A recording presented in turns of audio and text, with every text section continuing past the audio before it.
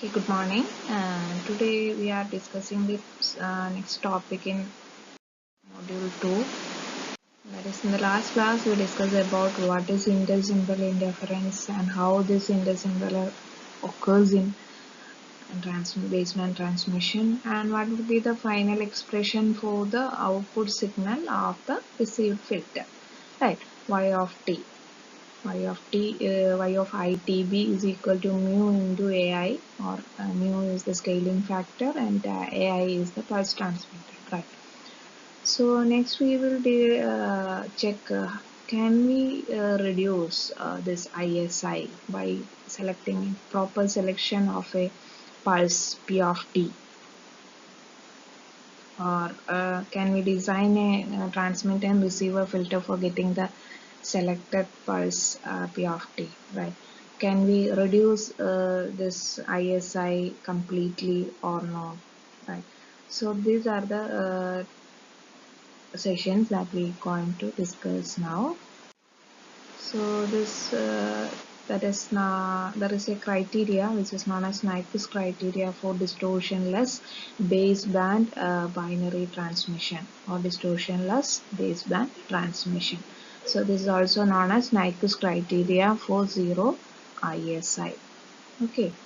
So this criteria says that if we are selecting a proper P of t, P of t means the pulse. We can provide a distortionless transmission without ISI if we are selecting a pulse with the property P of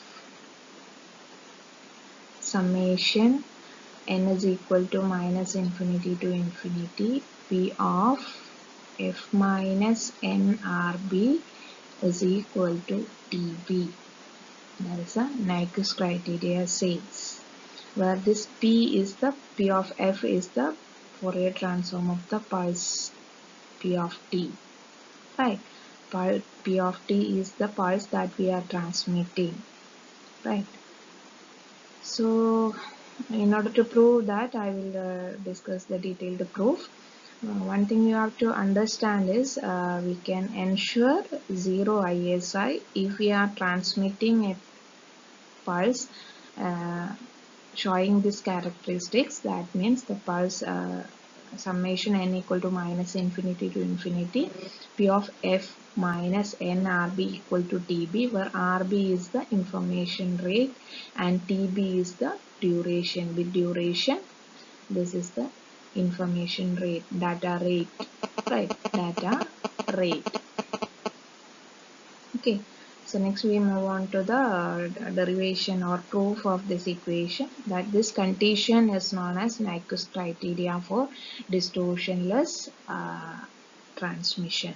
So in this figure already we discussed, this is a baseband transmission model. We have a transmitter and channel and a receiver, and in the transmitter we have a pulse, and that will be controlled by a clock and input binary bit. It will produce a waveforms AK, and that will be given to a transmit filter G of t, and the output of the transmit filter is S of t, and that will be given to a channel with the response H of t.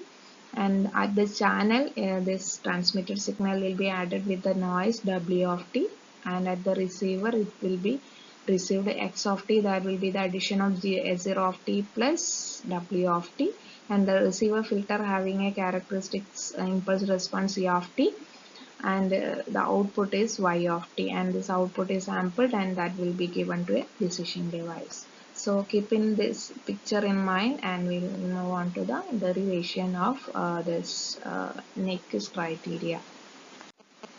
Okay, so next we move on to the proof, that is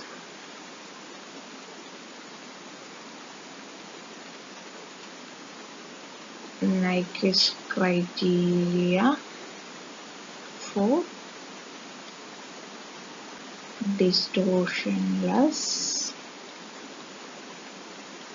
transmission.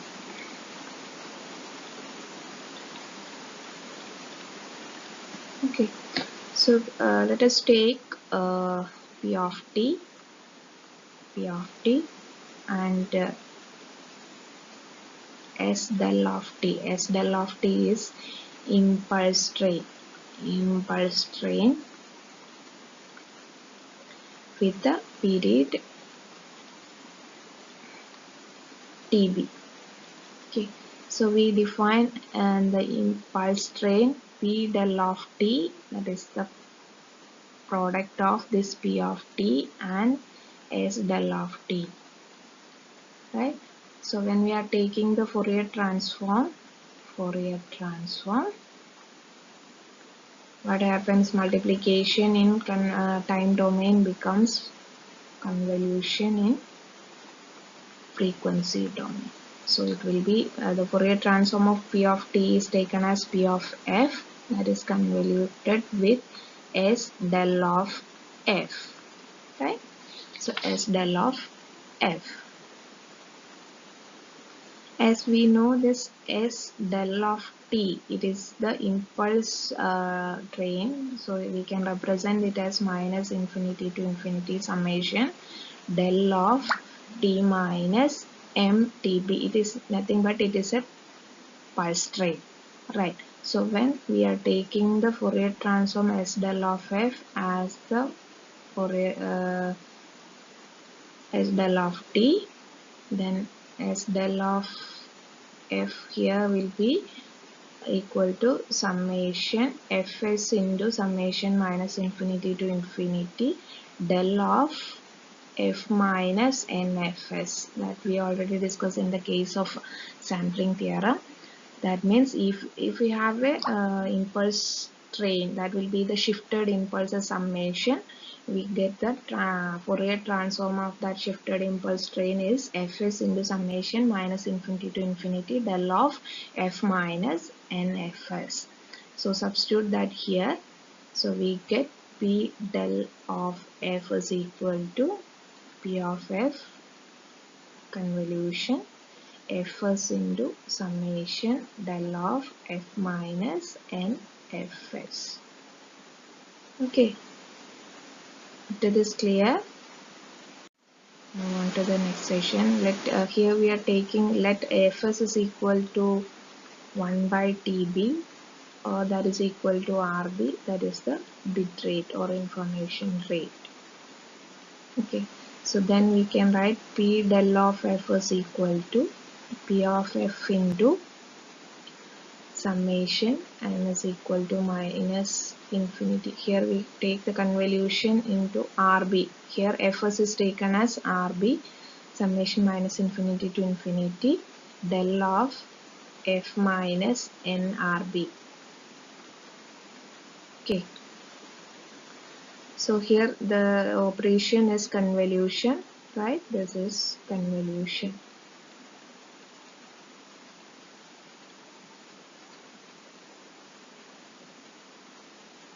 This is the convolution. By using the convolution property of what?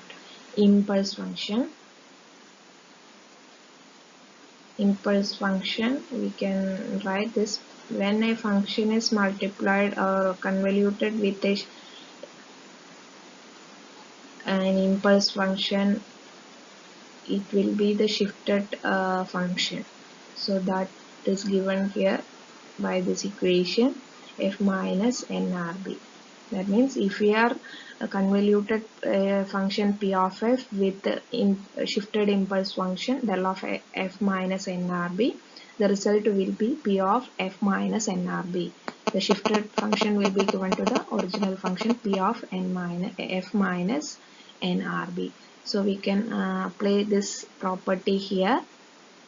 So then what we got, it will be rb into summation n is equal to minus infinity to infinity. This del of f minus nrb and p of f, we got it as p of f minus nrb.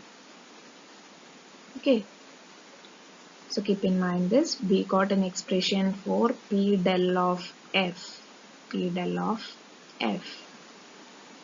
right?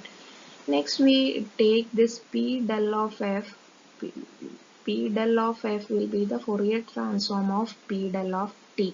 Right. So we write the expression for Fourier transform P del of t, that is the time domain function, e raised to minus j 2 pi f t dt. Okay.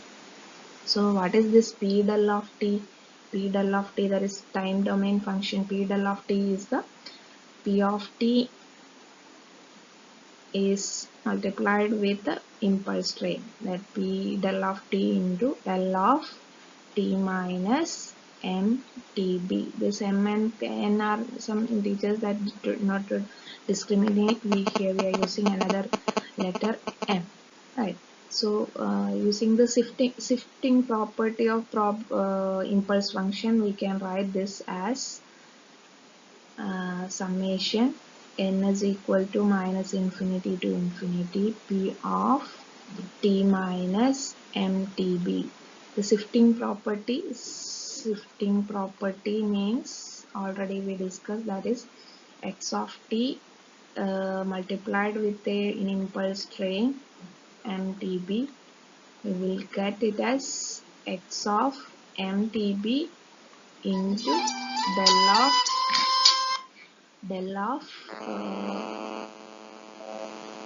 t minus mtb. Okay, so that is applied here. And next slide.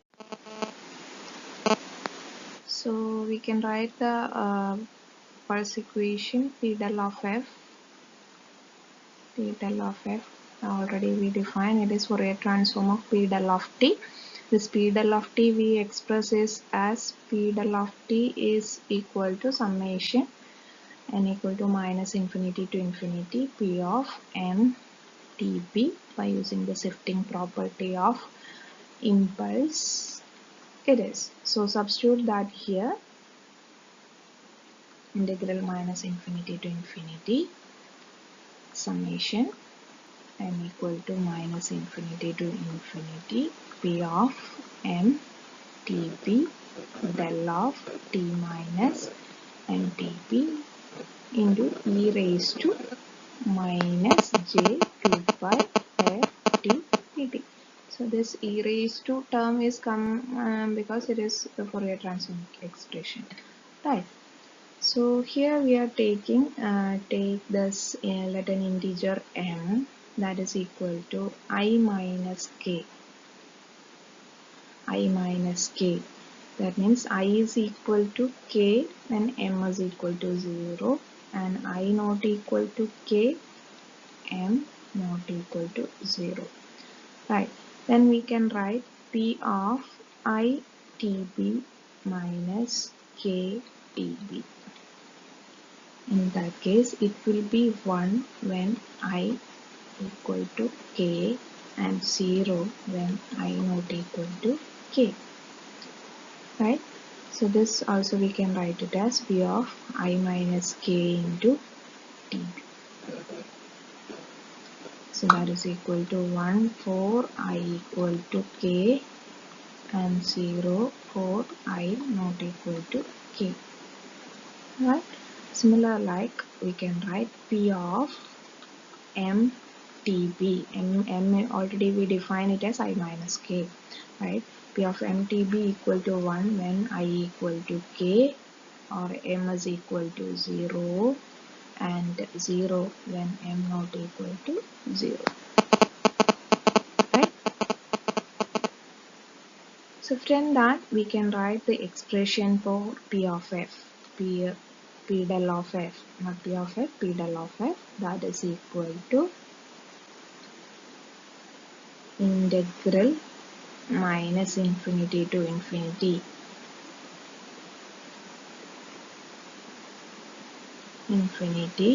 then here when m is equal to 0, p value will be 1, right? When m equal to 0, p value will be 1, and m not equal to 0, p value will be, P of mtb value will be 0. When m equal to 0, p value is 1, and when m not equal to 0, pulse value is 0, right? So here we write P of 0 into del of t into e raised to minus j 2 pi f t dt. Here it is m is taking as 0.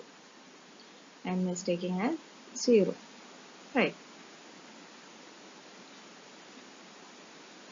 When p of 0 equal to 1, sorry, p of m 0 equal to 1, we got p del of f is equal to, if this p of 0 is 1, then p del of f will be equal to 1. How it become 1? This p of del, here we are getting as 1 into del of t e raised to minus j 2 pi f t dt, right? If this del of t will have a function, it's having functional value when t is equal to 0, right? So 1 into 1 when t, only t value equal to 0, and then e raised to 0 it will be 1. So we got it, it is equal to 1. So that is this expression, right? Okay, here we got the expression p del of f is equal to integration minus infinity to infinity p of 0 del of t e raised to minus j 2 pi f t dt. Right. Here when m is not equal to 0, this p of value will be 0. Then m equal to 0, this p of value will be 1. So when t is equal to 0, we get del of t is having value 1, otherwise it will be 0. So here we got only value when t is equal to 0. When t is equal to 0, e raised to minus j 2 pi ft will be 1. So we got it is in only one value, right? It will be p of 0 value. So that will be 1 when p of 0 value will be 1 when m equal to 0. M equal to 0. So finally we got p del of f is equal to 1, right? So from that we can write in the previous equation that our original equation p del of f, we are comparing this with our first equation. P del of f is equal to rb into summation n equal to minus infinity to infinity p of n minus, sorry, f minus n rb, right? That is equal to 1. Right? So we can write it as n equal to minus infinity to infinity p of f minus nrb will be equal to 1 by rb, that is equal to tb. So this is the condition for Nyquist criteria, or this is the Nyquist criteria for distortionless transmission, right? So one thing you have to remember that we have to select a pulse which having these characteristics will provide a 0 ISI. That is the meaning of this derivation. If we are selecting a P of f in such a way that P summation n equal to minus infinity to infinity P of f minus nRB equal to TB, we can make a ISI free, right? So if we are selecting a pulse means we have three filters, that one is transmit filter, and second is channel filter, and third is receive filter, right? So this is transmit filter.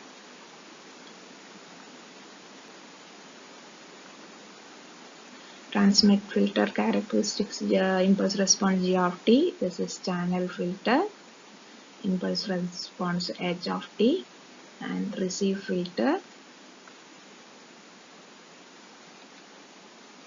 it's c of t.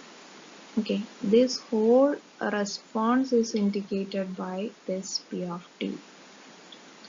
So this whole response is output of this is P of t. So here we are giving the signal AK, that is the waveform AK, that is a bit line coded waveform. So that is given to transmit filter, channel filter, receiver filter. So all this response is known as pulse shape P of t. So generation of P of t will be the G of t convolution H of t convolution C of t. Okay, so keep in mind that this P of f is equal to G of f into H of f into C of f. So if we are selecting a P of f in such that summation n equal to minus infinity to infinity, P of f minus nRB equal to TB, we can maintain a zero ISI or ISI free transmission. Okay, so keep that in mind. That is known as the Nyquist criteria for distortionless transmission. Okay, thank you.